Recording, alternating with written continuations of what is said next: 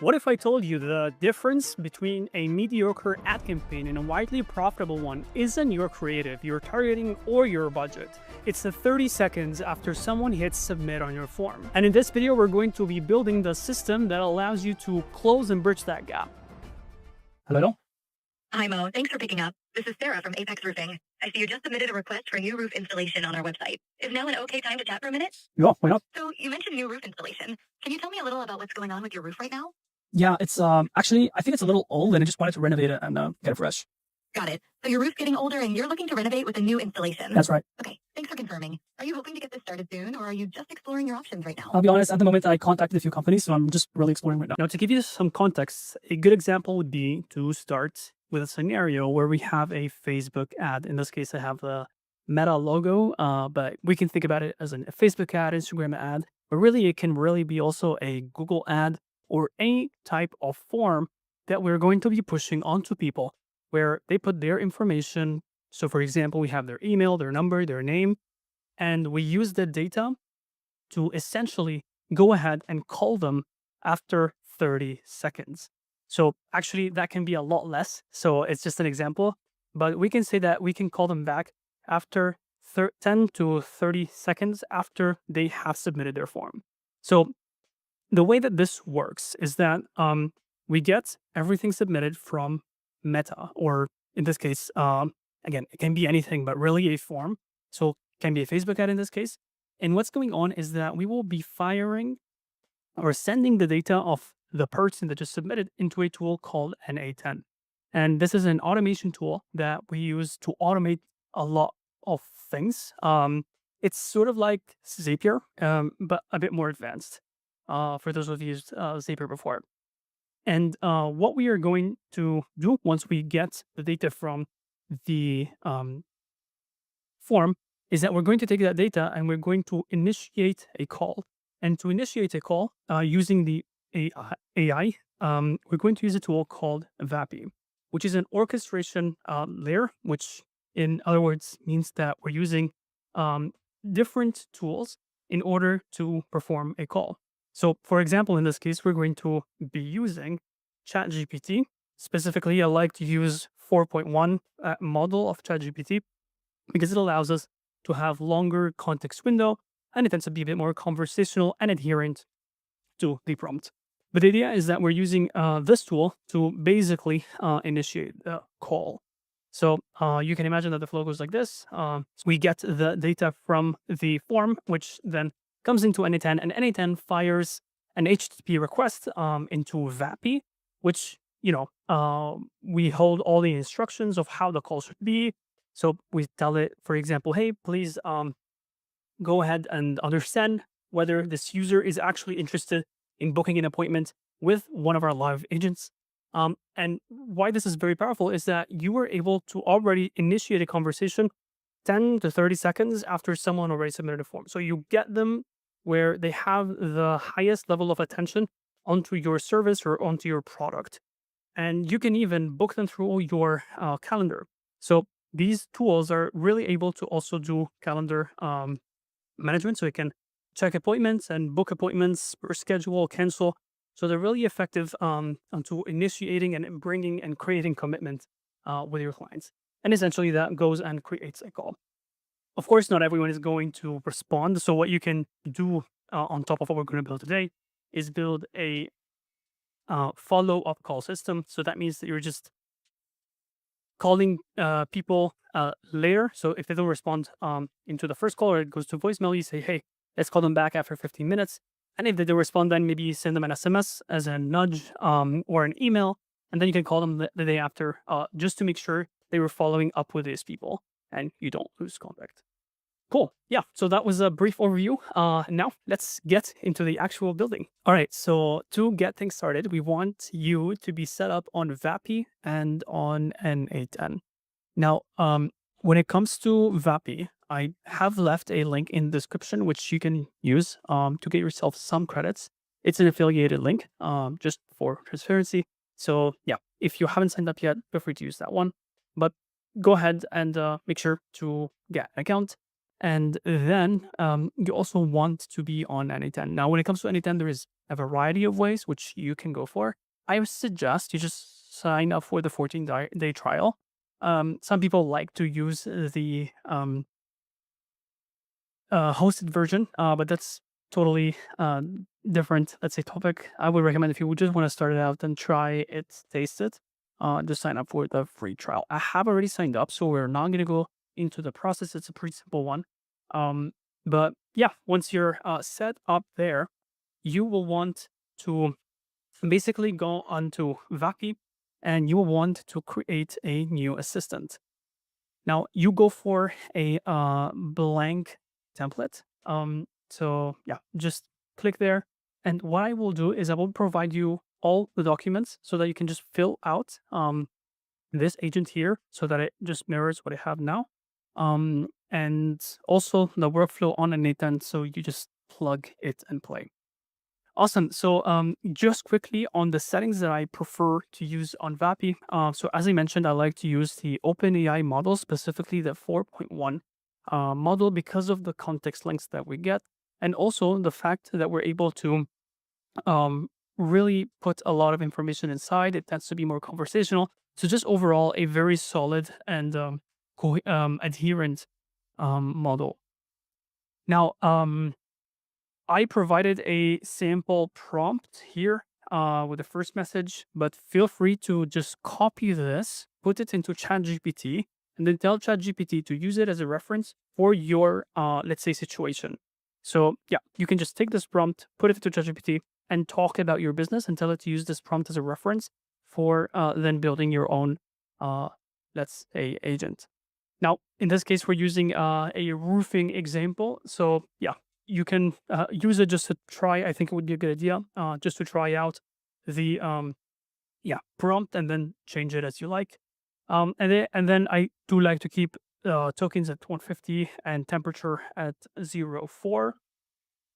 But yeah, when it comes to the provider, like I like 11 Labs and I like this voice called Jessica. It just comes to me very natural, but feel free to use whatever.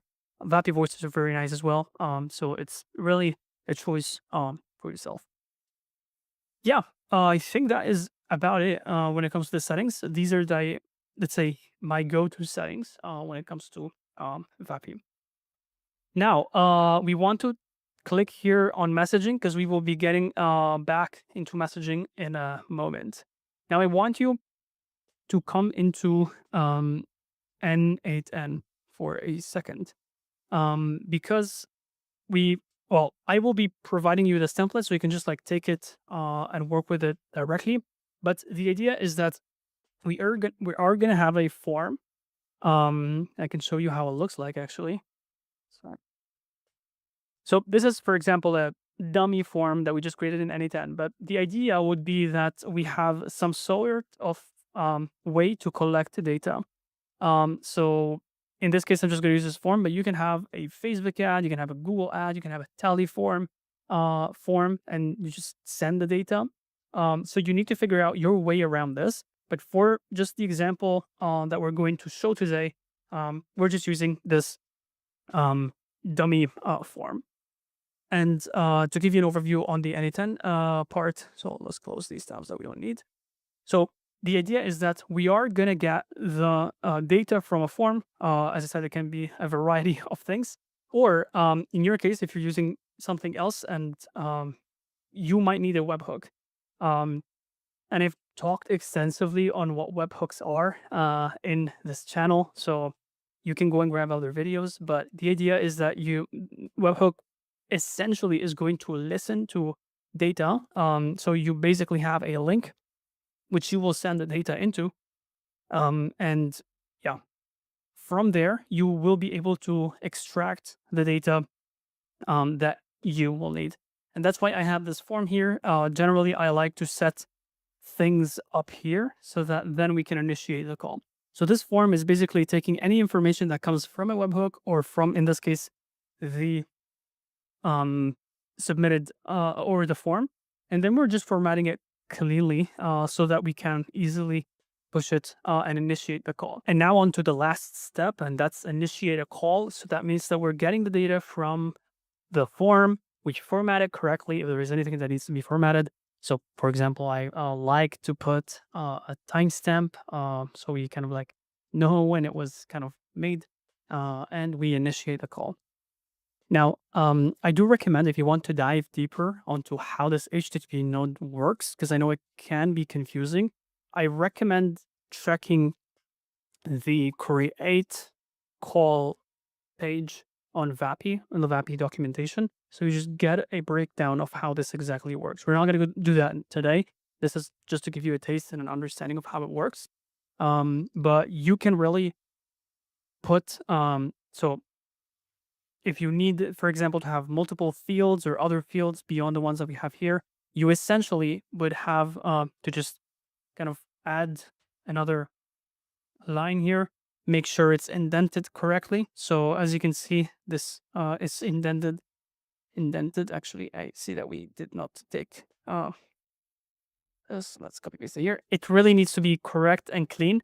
So perhaps make sure that you are doing it correctly using ChatGPT. So you can take the documentation from, and that's how I did it in the beginning, really. You can actually copy it, and they make it really easy for you that you can copy it here.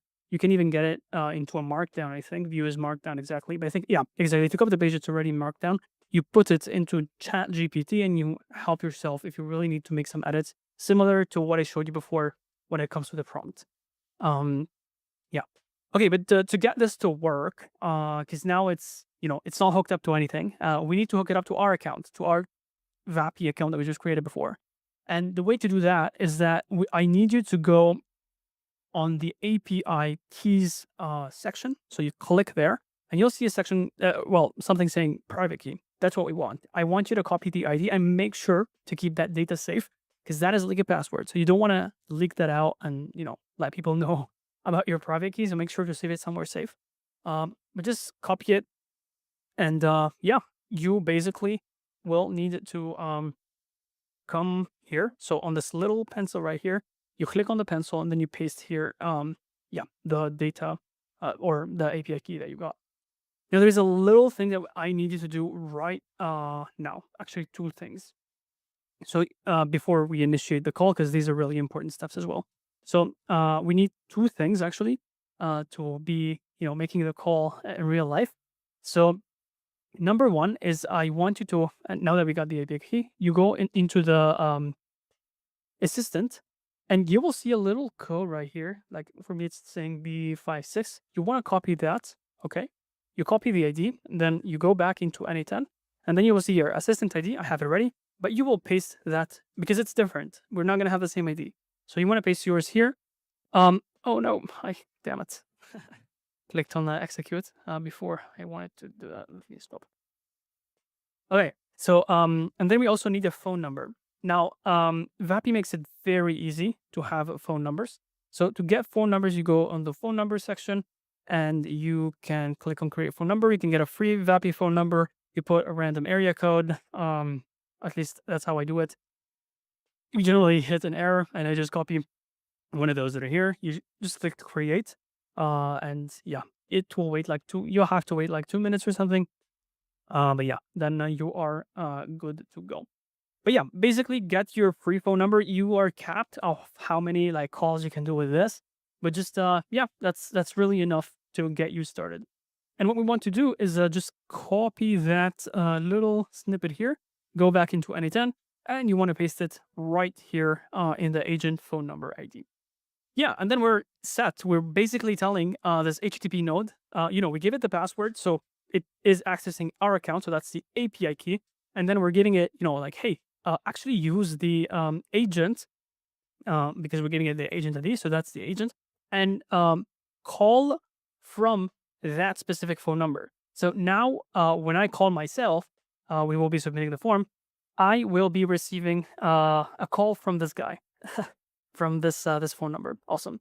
Yeah, I think we're set and we're good to go. So yeah, let's give it a try. Let's actually go on the form submission. You can copy the production URL.